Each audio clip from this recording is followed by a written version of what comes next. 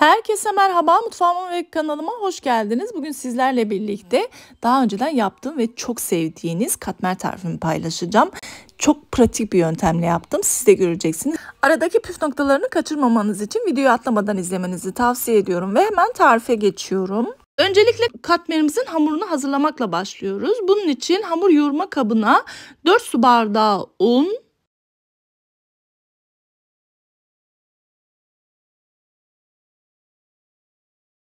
2 su bardağı ılıktan bir tık sıcak su, 1 paket instant maya, 1 yemek kaşığı şeker ve 1 yemek kaşığı da tuz ilave ettikten sonra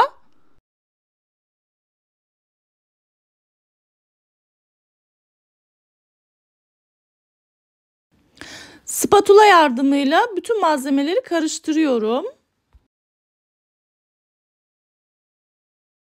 Bu tarif için toplamda 5 su bardağı un kullandım arkadaşlar. Ama unun kalitesine göre miktarı değişkenlik gösterebiliyor. O yüzden lütfen kontrollü bir şekilde kullanmanızı tavsiye ediyorum. Ben istediğim kıvamı yakalayana kadar böyle azar azar 1 su bardağı unun tamamını kullandım.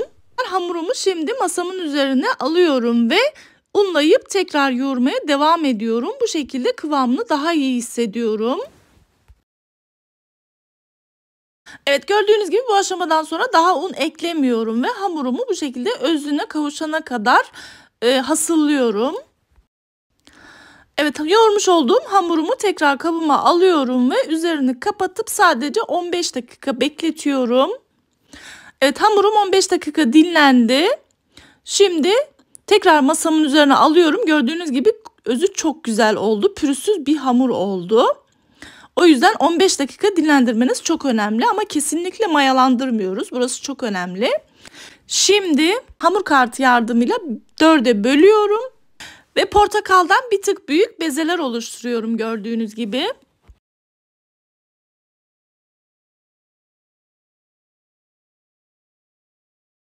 Evet, bezelerimi yaptım. Bir tanesini alıyorum masaya ve bir paket tereyağımı 4'e böldüm eşit miktarda ve bu arada tereyağının özellikle buzdolabından çıkmış olması gerekiyor arkadaşlar. Burası çok önemli.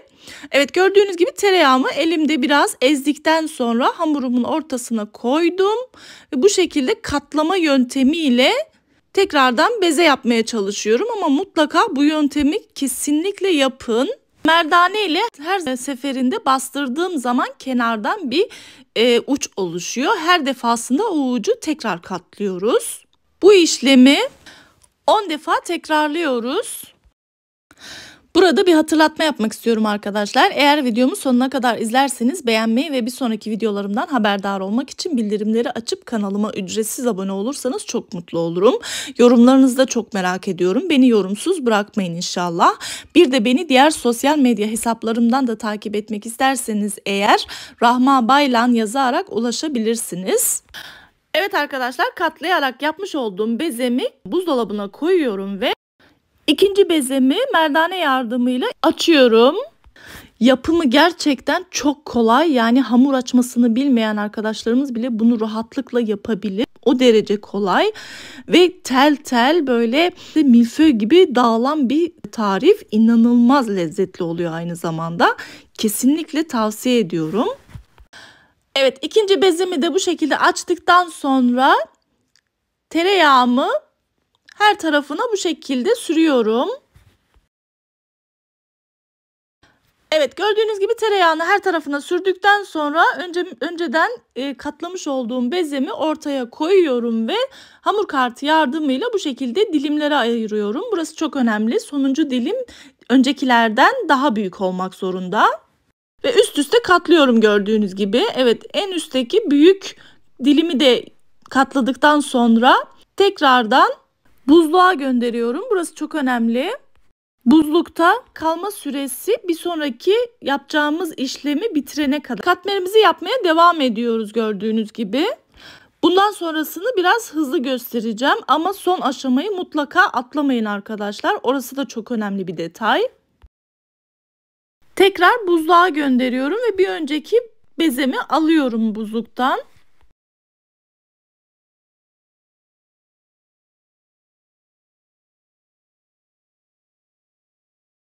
Evet arkadaşlar, ikinci bezem dolapta tekrar donarken bir önceki bezemizi alıyoruz ve unlamış olduğum masanın üzerine koyuyorum. Merdane yardımıyla incitmeden açıyorum.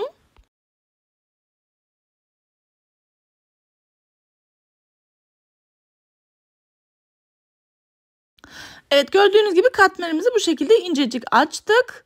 Şimdi sıvı yağla her tarafını yağlıyorum.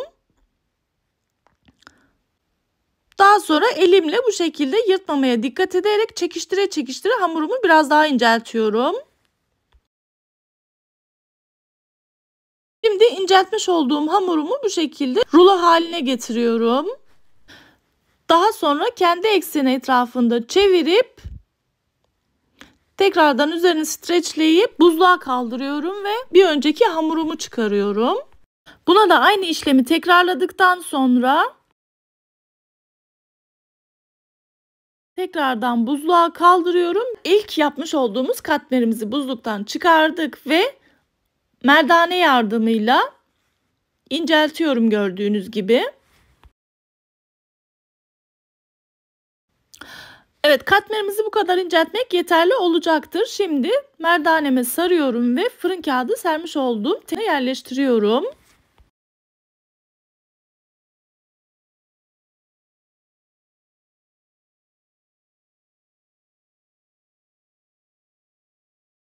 Üzerinin böyle pul pul dökülmesi ve gevrek olması için tekrar sıvı yağ sürdüm. Daha sonra bir adet yumurtamı beyazıyla birlikte karıştırıyorum ve her tarafına sürüyorum bu şekilde. Sonra jiletle her tarafını çiziyorum. Ve 20 dakika tepsi mayasından sonra, bu arada tepsi mayasını kesinlikle oda sıcaklığında yapmamanızı tavsiye ediyorum. Soğuk buzdolabında olması gerekiyor. Burası çok önemli. Katmerim pişti. Gördüğünüz gibi gayet güzel kabardı. Şimdi sonuca geçiyoruz. Bakar mısınız? O kadar narin ki gerçekten böyle elime gelmiyordu o derece. Ve üzerini görüyorsunuz böyle pul pul dökülüyor. Zaten aradaki o ince katları siz de görüyorsunuz. Şimdi bölüp size içini göstermek istiyorum. Lezzetine zaten hiçbir şey demiyorum. Böyle gerçekten çok lezzetli. Yemelere doyamayacağınız bir katmer ve boyutu da oldukça büyük. Bir taneyi 4 kişi rahatlıkla karnını doyurabilir o derece. Bakar mısınız? Hem altı hem üstü böyle çıtır çıtır. Daha böyle ince atsaydım herhalde milföy gibi olurdu. Bakın. Ya gerçekten çok lezzetli ve çok mutlaka tavsiye ediyorum. Kesinlikle yapın ve sevdiklerinizle paylaşın diyorum. Bir sonraki yeni ve farklı tariflerimde görüşmek üzere. Allah'a emanet olun. Hoşça kalın.